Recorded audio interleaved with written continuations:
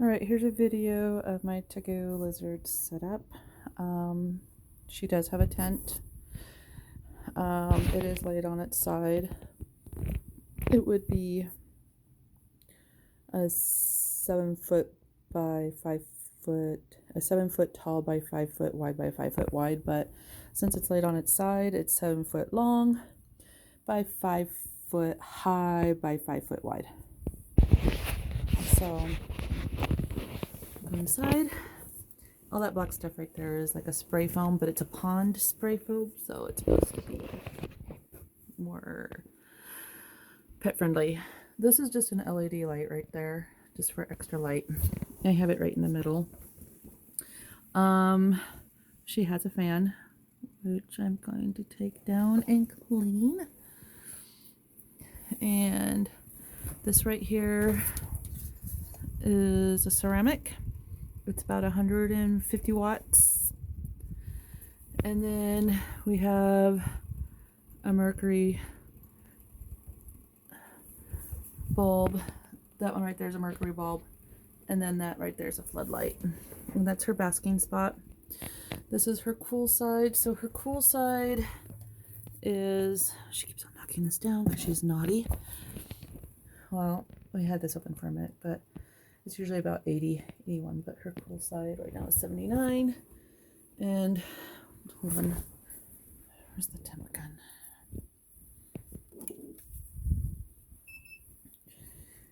And then over here, we're about 90 degrees.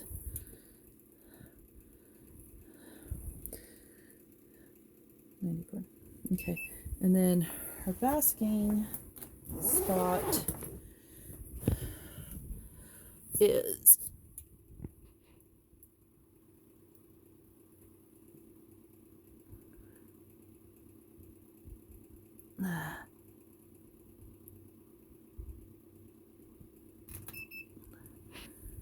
so we're about 136, between 137. So that's her basking spot, but it's generally about 100. Yeah, so 136 for her basking. It's about 91 degrees on here on the hot side, and generally it's about 81 degrees, but we've opened this up. And the humidity, 77%, is actually pretty decent. You don't want it to be 70 to 60% on humidity is good. You get any higher than that, you could risk to get respiratory. Now, usually most people have for their Tegus a big water basin. She doesn't have one because, unlike a majority of Tegus, she don't like to soak. She don't like getting in the water.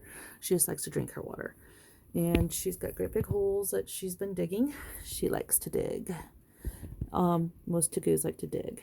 So you don't have to board your sides up like I did, but I had a crap ton of dirt, and it is a 3-to-1 ratio of organic topsoil with play sand, which holds humidity really good without having to like really be soaking it. So I only have to mist this down maybe once every 2 weeks, week to 2 weeks. But yeah, you don't have to board it up like I did. I just did that because I had a crap ton of dirt, and I had all the extra boards, which were from this one's enclosure right here, and that's my Savannah Monitor Beast. And so anyways, this is the setup for Misha. I'll probably be changing out some of these branches because I don't like the twiggy ones. I like to get big thick ones. And when it comes to branches, please, if you live here in the state of Montana, you know that we have tons of pine. Do not put pine in the enclosure. It is toxic to reptiles. And you can actually look up a list of trees that are toxic, so that way you don't end up putting something in there that's bad for your reptile. They do like to climb and stuff like that, but you just got to be careful. Russian olive is good. Usually the stuff that you can find in town, people would have like the ash trees. That's fine too. Right now her enclosure is pretty plain Jane because there's a lot of things I want to do to it, but I've been waiting for spring because I do want to plant things, but I gotta wait till spring so I can go to Home Depot and go and get some plants and stuff to put in here. And that's another thing. You can also make sure that the plants that you're putting in are not toxic. If you are part of the Montana Reptile Rescue page, I do have on there files that will tell you what kind of plants and trees and stuff are safe and toxic.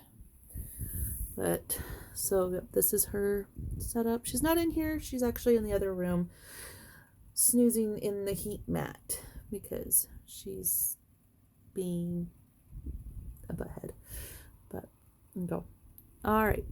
There you go. I hope that helped. That's helpful. You have a great day. Thanks.